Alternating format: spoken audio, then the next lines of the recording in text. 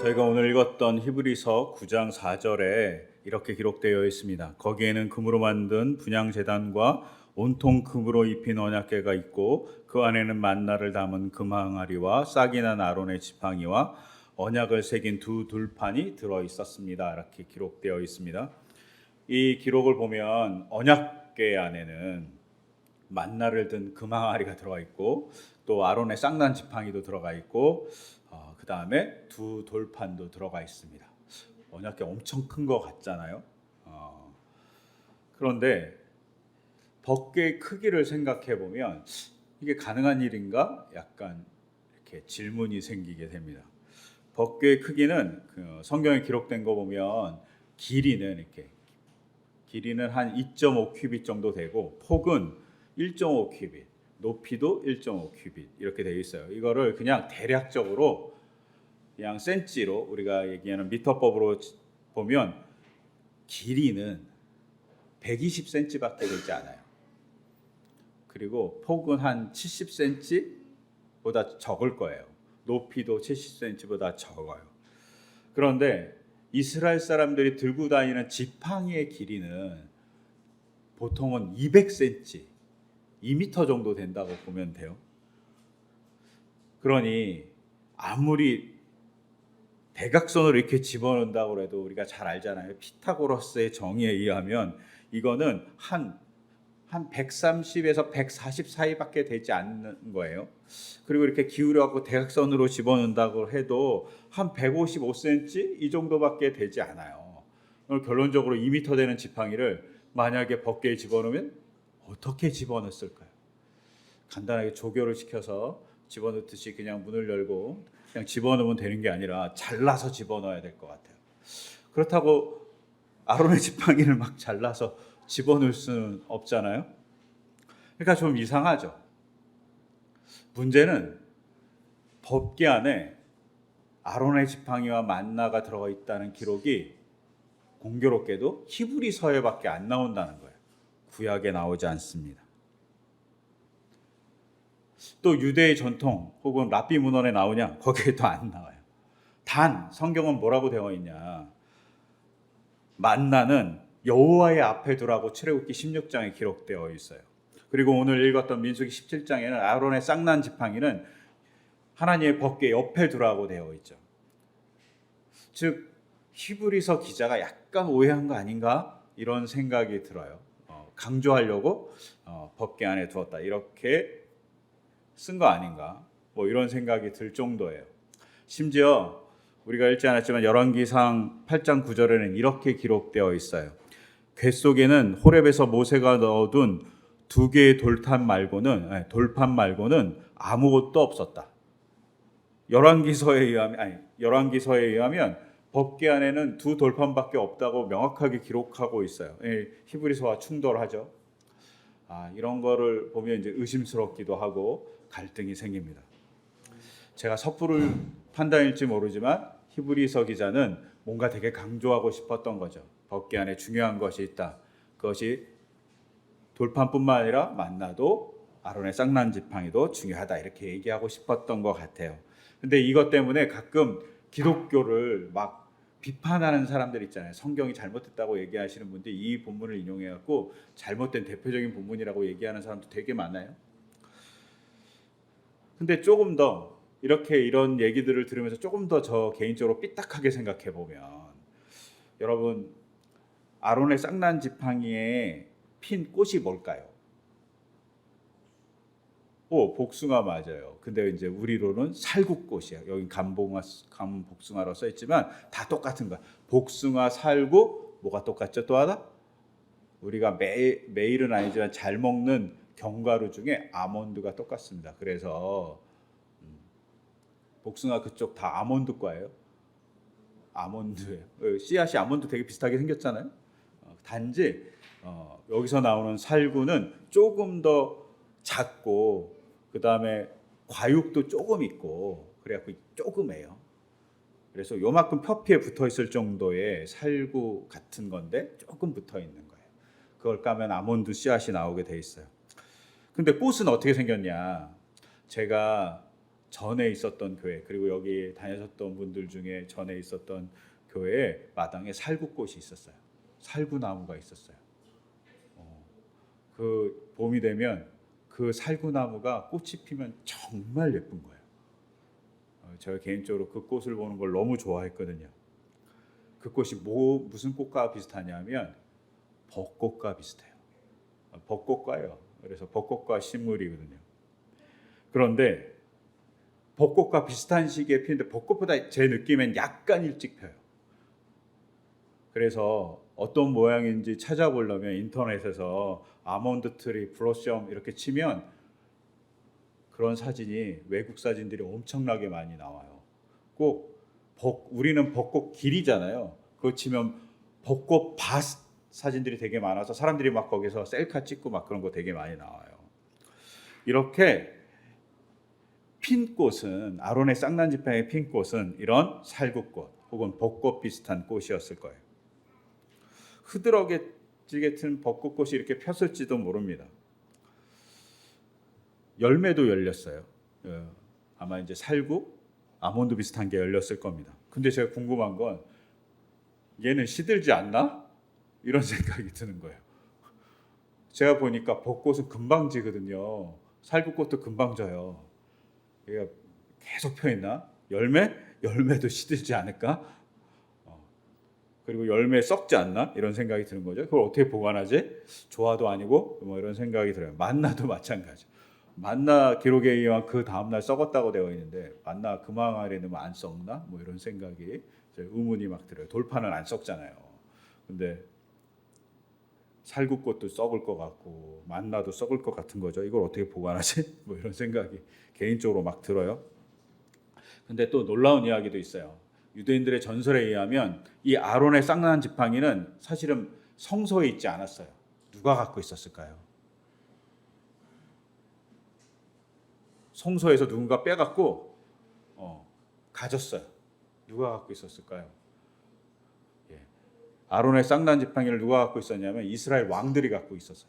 왕들이 자기의 권위를 상징하는 지팡이로 사용한 거죠. 상상해 보세요. 만약에 꽃이 피고 열매가 달려있는 지팡이를 왕들이 들고 있어. 되게 우스꽝스럽지 않을까요? 어떤 면에서는 되게 신비롭기도 할 것 같아. 매일 꽃이 펴 있고 매일 열매가 열려 있으면 되게 신비로워서 되게 위험 있는 것으로 보이지 않을까 싶은데 왕정이 망하면서 사라졌다고 그래요. 전설이에요. 이거 전설이에요. 하여튼간 이렇게 지팡이가 신비롭고 지팡이가 꽃이 피고 이런 일들이 되게 놀랍긴 해요. 근데 이런 지팡이가 어디 있었는지 덮개 안에 있었는지 계속 전해지는지 의문이기도 하지만 히브리서 9장 4절이 저한테도 참 어려운 본문이기도 하지만 더 큰 문제는 오늘 읽었던 17장 민수기 17장 본문이 저 개인적으로 되게 어려운 본문이에요. 왜냐하면 제가 잘 이해가 안 됐던 거예요. 오늘 읽었던 민수기 17장 10절에 의하면 아론의 쌍난 지팡이가 이스라엘 백성의 불만과 원망에 대해서 못하게 하는 표적이라고 얘기했어요. 상징인 거지. 그걸 보면 내가 불평하지 말아야지. 그걸 보면 하나님 원망하지 말아야지. 뭐 이런 상징인 거죠. 근데 저는 개인적으로 그 상징이 막 안 다가와요. 그거 보면 내가 불평하지 말아야 되나? 하나님이 정말 살아계시 이런 것을 느낄까? 이렇게 어떤 감정일까 되게 궁금한 거예요. 여러분들도 한번 생각해 보세요. 아론의 쌍난 지팡이가 여러분 눈앞에 있어요. 이걸 딱 보면 하나님 제가 믿어요. 하나님 정말 놀라워요. 하나님께 원망하고 불평하면 안 되겠죠. 뭐 이런 생각이 막 드실지 궁금해요. 제가 이것 때문에 이번 주 내내 끙끙 앓았어요. 이거 어떻게 해야 되지? 뭐 이렇게 생각이 들었어요. 광야에서 배반한 사람들이 싱싱한 나무를 보니까 광야에 싱싱한 나무를 보니까 하나님이 살아계시나? 이런 느낌이 들지 않을까 이렇게 생각도 들어요. 그런데 그런 생각과 더불어서 너무 의문이 드니까 그러면 첫 번째 어떻게 해야 될까 생각해 봤죠. 그래서 지팡이는 이스라엘 백성에게 어떤 도구이고 어떤 의미일까 한번 찾아봤어요. 여러분, 지팡이는 누가 갖고 다니죠? 대부분은 목동과 농사하는 사람들이 갖고 다닙니다. 즉 이스라엘 전 백성의 거의 대부분 다 지팡이를 하나씩 들고 다닌다고 볼 수 있습니다. 근데 목동의 지팡이는 짐승들의 길을 안내하거나 짐승들이 딴 데 가면 지팡이로 툭툭 쳐갖고 길을 잘 갈 수 있게 만들어주는 기능을 한대요. 또 우리가 잘 아는 대로 다윗의 얘기에서 알듯이 들짐승들이 공격하면 그것을 막는 방어하는 도구가 되기도 하고 공격하는 무기가 됩니다. 그래서 지팡이가 무기로 사용됐다는 기록도 있어요. 또한 거룩한 일도 합니다. 목동들이 이제 양들을 이렇게 세워놓고 양들 중에 제물을 바칠 양을 고를 때 어떻게 하냐면 지팡이를 이렇게 가로로 세워놓고 그 밑을 통과하게 하는 거예요. 그래서 그 밑에 통과하는 10번째 양을 잡아서 하나님께 바쳤어요. 이게 11조를 바치는 방법이었어요. 계속 지나면 10번째 있는 애들을 계속 바치는 거죠. 거룩한 일에도 사용돼요. 즉 일상의 삶에서도 사용되고 거룩한 일을 하기 위해서도 사용되는 게 지팡이인 거예요. 농사할 때는 어떻게 쓸까요? 농사할 때는 올리브 열매를 따던 살구 열매를 따던 높이 있는 걸 따는 데 사용됐다고 그래요. 또 다 따고 나면 뭘 할까요? 추수할 때 타작할 때도 이 지팡이를 사용했다고 그래요. 또한 늙으면 어떻게 될까요? 성경에 의하면 지팡이를 의지해서 살았다, 뭐 이렇게 지팡이를 의지해서 일어났다 이런 표현들이 가끔 등장하거든요. 즉 지팡이를 의지해서 또 마지막 노년을 살기도 해요. 즉 이 지팡이는 삶 전반에 갖고 다니는 아주 귀중한 자기 분신과 같은 존재인 거죠.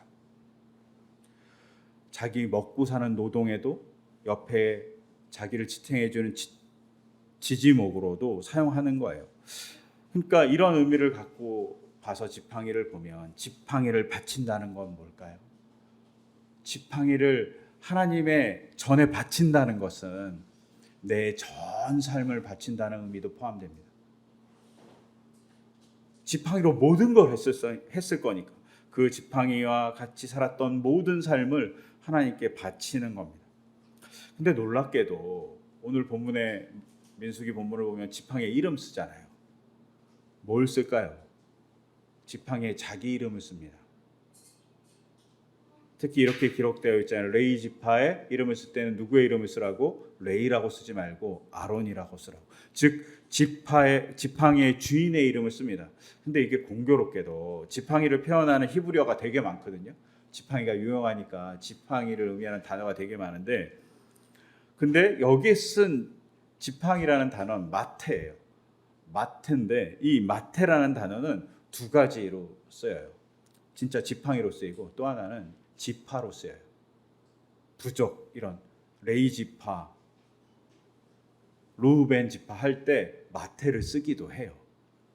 즉 지파를 상징하는 단어가 지팡이예요.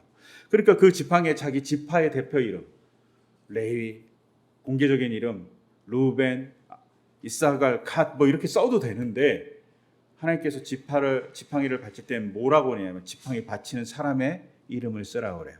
즉 뭡니까? 자기 전 삶을 투영해서 하나님께 바치는 게 지팡이에요. 즉 이것은 재물을 바치는 것보다 자기를 바치는 개념으로서는 더 강력한 의미를 갖고 있는 거죠. 제가 그랬잖아요. 재물도 자신을 바치는 행위라고. 근데 지팡이를 바치는 행위는 재물을 바치는 행위보다 더 강력하게 자신을 바치는 행위가 됩니다. 즉 자신을 바쳤어요. 그러면 어떻게 될까요? 하나님이 그 지팡이를 통해서 뭘 본다는 거죠? 그 사람의 전 삶을 본다는 겁니다.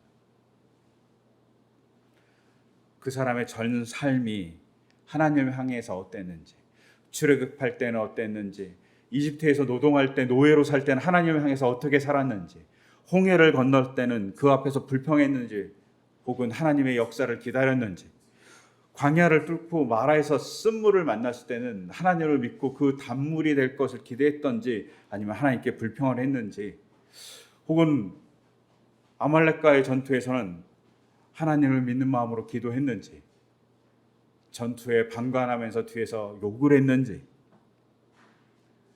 또한 가데스에서는 정탐꾼을 보낼 때 하나님의 그 약속을 믿으며 정탐꾼을 바라보고 있었는지, 그리고 십계명을 받을 때는 하나님의 놀라운 말씀에 귀 기울였는지, 그 지팡이가 그의 삶의 궤적을 갖고 있다고 볼 수 있죠. 그걸 다 스캔한다고 생각할 수 있죠. 그것을 다 스캔하는 것. 오늘 우리 본문 마태복음 10장 30절에서 얘기한 대로 너희에게 머리털까지 다 세신 바 되었다. 하나님이 그렇게 세신 바 된 모습으로 지팡이를 보고 있는 거예요. 즉 지팡이를 바치는 건 내 삶을 스캔해 주세요라는 의미와 동일할 수 있습니다. 제가 얼마 전에 건강검진 받았거든요. 건강검진 받으면 이렇게 스캔하잖아요. CT로 스캔하고 엑스레이로 스캔하고 뭐 MRI로 스캔하고 막 스캔하잖아요. 제가 보지 못하는 제 전 삶을 보죠. 그래놓고 의사가 그걸 보고 야 어떻게 사셨네요. 뭐 이렇게 알잖아요. 대충 아시잖아요. 이렇게 보시면 저한테 이렇게 얘기했죠. 술도 안 드시는데 왜 이 모양이에요? 뭐 이렇게 얘기하시더라고요. 네. 그러니까 어떻게 살았는지 아는 거죠. 스캔하는 겁니다. 그 스캔함에 12지파의 대표들이 자기 지팡이를 바친 거죠. 그때 하나님은 어떻게 합니까? 그 스캔한 하나님의 결론은 내가 합당하게 생각한 사람은 아론이다 라고 얘기해 줍니다. 거기에 반기를 둘 수 없는 거죠. 자기 전 삶을 스캔한 하나님이 계시니까. 그러니까 그것을 보고 두려워했을 것 같아요. 아, 하나님은 우리의 전 삶을 보고 있다고. 내 머리털까지 세시는 하나님이 내 전 삶의 궤적을 보고 있다고 두려워했을 겁니다. 근데 저는 여기서 또 하나 표적이 되는 이 두려움에서 하나님이 더 두려움을 주려면 저 같으면 꽃을 안 피웠을 것 같아요. 저 같으면 열매를 안 피웠을 것 같아요. 저 같으면 무슨 짓을 했을 것 같냐면 모세가 시내산에서 하나님을 만났을 때 떨기나무가 막 불탔어요. 그리고 떨기나무가 타지 않았거든요. 이 마른 지팡이가 얼마나 잘 타겠어요. 그러니 이 지팡이에서 꺼지지 않는 불이 계속 타고 있는 거예요. 야, 그러면 사람들이 정말 두려워하지 않을까? 뭐 이런 생각을 개인적으로 했어요. 야, 장작 정말 잘 탈 텐데 지팡이들 정말 활활 탈 텐데 하나님이 꺼지지 않는 불로 그 지팡이 계속 불타고 있으면 사람들이 놀라워갖고 막 하나님 놀라워요 이렇게 얘기할 것 같은데 나무에서 싹이 나고 꽃이 피고 열매가 맺어요. 이게 왜 놀라운 일일까? 왜 두려운 일일까? 이렇게 생각하게 되었어요. 근데 여러분 생각해 보세요. 지팡이는 산 나무일까요? 죽은 나무일까요? 지팡이는 죽은 나무입니다. 지팡이는 생명을 갖고 있지 않아요. 뿌리가 잘렸고 지팡이가 되기 위해서 열심히 누군가 깎았고 자르고 지팡이가 되기 위해서 기름도 발랐을 거예요. 죽은 나무예요. 살아있는 나무가 아니에요. 이 죽은 나무가 또 하나 상징하죠.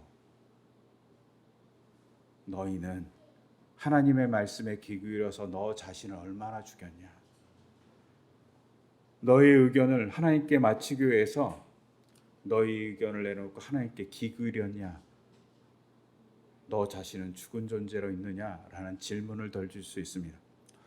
오늘 우리가 사제의 선언에 읽었었던 갈라디아서 2장 20절의 말씀이 이렇지 않습니까? 나는 그리스도와 함께 십자가에 못 박혔습니다. 이제 살고 있는 것은 내가 아닙니다. 그리스도께서 내 안에 살고 계십니다. 바울이요. 변한 다음에 뭐라고 얘기합니까? 나는 죽었다고 얘기하죠. 즉 이스라엘 사람들에게 얘기하는 거죠. 너희는 죽어야 된다고. 어떤 것이 죽어야 되냐? 이집트의 노예 생활했던 그 습성에서, 이집트의 신화에서, 혹은 너희 욕심에서, 너희 삶에서 죽어야 된다. 그리고 뭐가 살아 있어야 되냐면 하나님의 말씀이, 하나님의 사랑이 너희 안에 살아 있어야 된다고 얘기하는 거 아닐까 생각합니다. 그러면서 경고하는 거죠. 너희는 죽지 않았다. 그런데 그렇게 죽어 있는 자가 누구냐? 아론이다. 그렇게 죽어 있는 그 아론이 자기 걸 죽였더니 뭐가 살아났냐? 바울이 얘기한 대로 그리스도가 살아난 것이죠. 하나님이 살아있는 것을 증명합니다. 제가 좀 전에 이야기했잖아요. 지팡이는 죽은 나무라고. 이 죽은 나무가 상징하는 건 뭡니까? 지금의 현실, 이스라엘 백성의 상태, 죽은 현실인 거죠. 하나님께 끊임없이 불만하고 불평하고 하나님을 믿지 않고 하나님을 따르지 않고 하나님 그렇게 얘기함에도 불구하고 하나님이 시내에서 놀라운 역사로 보여줬음에도 불구하고 말의 쓴물을 단물로 바꿔주는 놀라운 기적을 했음에도 불구하고 사막에서 물이 나오게 하고 음식이 없는 곳에서 만나를 만나고 고기가 없는 곳에서 메추라기를 보여서 고기를 먹었던 그 역사를 만났음에도 불구하고 하나님을 믿지 못하는 게 죽은 삶이라. 그런데 그 죽은 그 이스라엘 백성을 버리지 않는다. 이스라엘 백성을 어떻게 하고 싶냐고 살아있는 나무로 만들어주고 싶다고 얘기하시는 하나님의 간절한 호소가 아론의 쌍난 지팡이, 아론의 꽃핀 지팡이, 아론의 열매 맺은 지팡이에서 하나님의 사랑으로서 호소하는 것 아닐까 싶었습니다. 그러니 그 호소를 보고 너희는 하나님 얼마나 너희를 사랑하는지 좀 봐달라 이렇게 얘기하는 것 아닐까 저는 생각되었습니다. 하나님의 간절한 호소인 거죠. 죽은 너희를 살려줄게. 너희는 나에게는 죽은 나무 같아. 그런데 내가 생명을 줄 수 있어. 너희가 나에게만 온다면, 아론과 같이 나의 말을 듣는다면 너희는 죽은 나무가 아니라 꽃이 피는 살아있는 나무가 된다고 얘기하시는 것 같이 들렸습니다.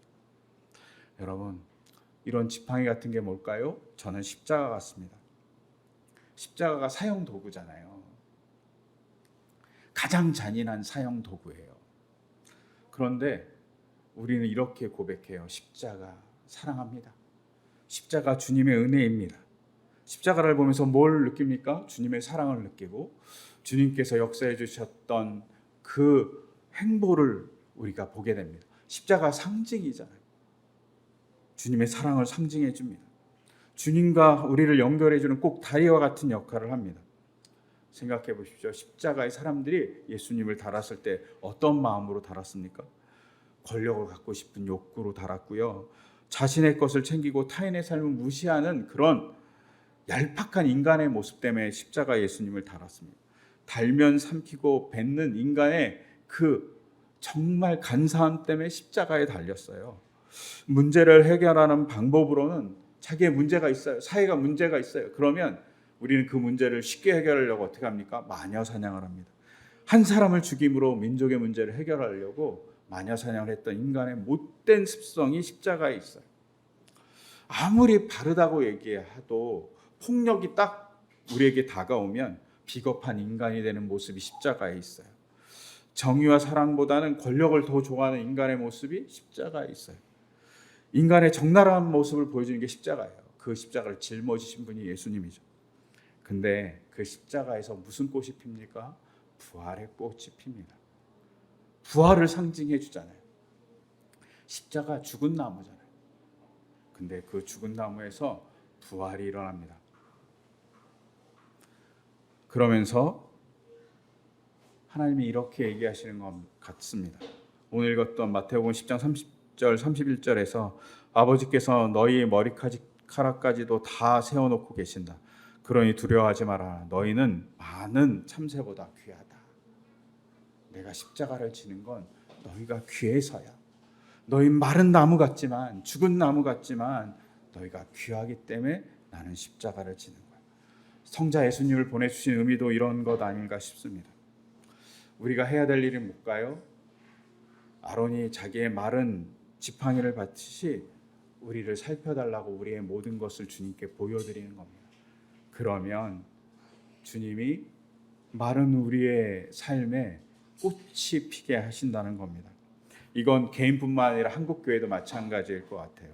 지금의 한국교회는 꼭 죽은 나무 같아요. 근데 우리의 솔직한 현실을 고백하고 하나님 우리를 좀 살려달라고 얘기할 때 꽃이 피게 하는 죽은 나무가 산나무가 되는 역사가 일어나지 않을까 싶어요. 여러분, 죽은 나무가 산나무가 되었습니다. 이게 표적이라고 얘기해요. 그걸 보고 두려워하고 그걸 보고 기뻐하라고 얘기해요. 두려워하는 것은 우리의 삶을 전체를 보는 엑스레이와 같은 하나님이 계시는 반면에 희망은 죽은 나무가 산나무가 된다는 희망이 있습니다. 너희가 장작밖에 되지 않는 나무지만 내가 너희와 같이 있을 땐 산나무가 된다고. 꽃이 피고 열매를 맺는 나무가 된다고 얘기해 주시는 겁니다. 그걸 믿고 따라가라고 얘기합니다. 여러분, 우리가 주님께 우리의 삶을 다 드릴 때, 보여드릴 때 그 일이 시작됩니다. 그것이 표적이라고 얘기하는 것 같습니다. 그것이 상징이라고 얘기하는 것 같습니다. 그리고 그 속엔 주님의 사랑이 있습니다. 회복의 사랑이 있고 용서의 사랑이 있고 우리를 위로하는 사랑이 있습니다. 그 사랑에 우리가 한 발 한 발 다가가기를 소망합니다. 아론은 자신의 삶을 지팡이를 통해서 다 보여주고 그 속에서 위로의 하나님, 역사의 하나님을 만났기에 이것이 표적이 됐다고 얘기하는 것 같습니다. 그런 우리의 삶이 될 수 있기를 간절히 소망하면서 이 시간 제가 기도하겠습니다. 하나님, 아론은 그리고 이스라엘 백성은 자기의 내면을 보여주는 지팡이를 바칩니다. 전 삶을 보면서 하나님이 우리의 삶을 감찰하시는 것을 느낍니다. 그 속에서 두려움도 느꼈지만 마른 것 같은, 죽은 것 같은 그 나무를 살려주시는 분은 하나님이셨습니다.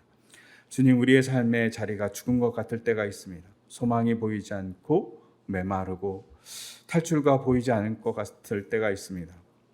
주님, 그 죽은 것 같은 자리에 주님이 소망이시라고 얘기합니다.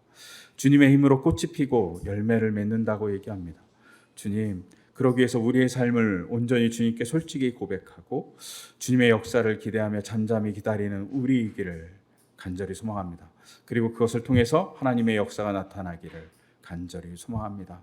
주님, 우리의 삶을 꽃이 피는 생명의 삶으로 이끌어 주시옵소서. 이 모든 것 주 예수 그리스도의 이름으로 기도드립니다. 아멘.